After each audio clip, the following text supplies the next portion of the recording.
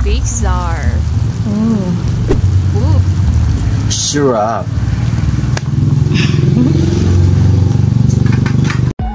Hi guys! Ayan, ang daming sitaw sa bakura namin. Yan guys, samahan nyo akong mamitas. Tamang-tama na ito i-harvest guys. At habang namimitas ako ng sitaw ay napag-isip-isip kong magluto ng ginataang sitaw with alimasag. Marami na ako nakuha kanina. Ito na to. Ready na ba kayo? Kaya't ihanda na ang mga ingredients. Big Czar. Ooh. Ayun guys, meron tayong malalaking alimango. Alimango low budget. Alimasag nga pala guys. Hiniwa ko na yan sa gitna para lalong lumabas yung lasa. Igigisa natin ito sa sibuyas at bawang. Bawang at sibuyas. Meron din tayo guys na fresh and creamy na gata. Ito yung pangalawa at unang gata guys. At syempre ang pinakamabango. Amoy isang linggong hindi nahugasan. Itong magpapabango sa lulutuin natin ngayon.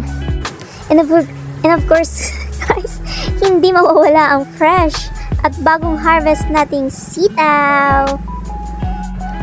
At ayan na nga guys, at dahil kompleto na ang ating mga ingredients, tayo na't mag-mekish. Ayan, pinaapoy ko na. Una nating isasalang is yung, papainitin muna natin yung mantika. Ayan, isasalang natin yung sibuyas. Ayan, gisa-gisahin na muna natin. Sunod naman yung bawang. Pag na-golden brown na, ayan, medyo golden brown na yun guys. Sinunod ko na yung alimasag. Ayan, haluin lang natin. Ayan, hanggang sa maging orange na siya, hanggang sa maluto. Nilagyan ko nga pala ito guys ng konting, ayan, yung pangalawang gata yan.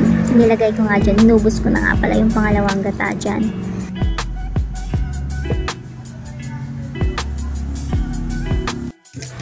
Ayan, asin. Gusto, kung ano mga gusto nyo, tansyahin nyo lang, tansya na lang. Yung pepper, naglagay na ako ng pepper. And, pampalasa. Kayo nang mag-adjust guys kung ano yung gusto nyong panlasa. Medyo maalat ba o medyo matabang, pero sa akin okay na yan. At susunod ay inilagay ko itong alamang. Ayan. Ang bango nito guys, the best to sa mga lutuin, lalo na yung mga may gata. Sarap nito guys. Ayan. And guys, para manuot sa gata yung alimasa, ganyan ko.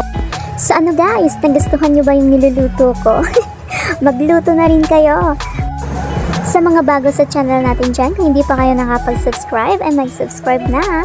And of course, don't forget to click the notification bell para always kayo updated. Hindi lang sa kaldagan, kundi sa masasarap na lutuan.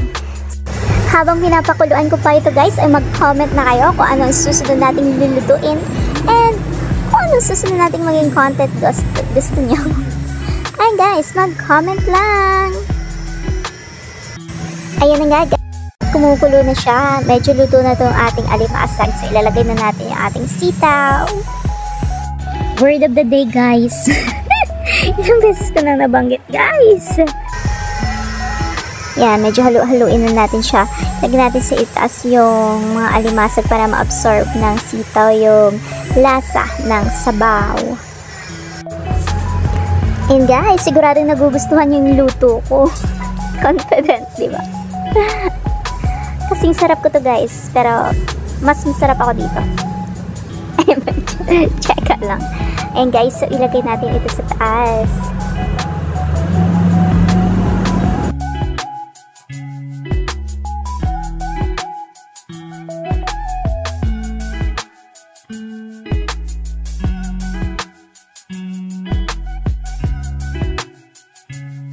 So, sa bab ng part na nilagyan ko pala siya ng sili, hindi ko nabanggit kanina, para may konting sipa.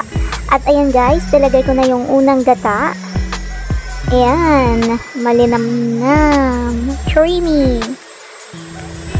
And tatakpan natin siya at papakuluan ng mga 5 to 7 minutes hanggang sa maluto yung sitaw. Dinagdagan ko pa siya ng konting asin kasi medyo matabang pa siya kanina. Pero depende sa inyo yun. Ayan. Nilakasan ko yung apoy dyan. Nakpan ko. Ayan! After 5 to 7 minutes, ganyan na siya. Medyo matigas pa yung sitaw niya guys. Medyo marami pa siyang sabaw. Kaya tinakpan ko ulit siya at pinakuluan.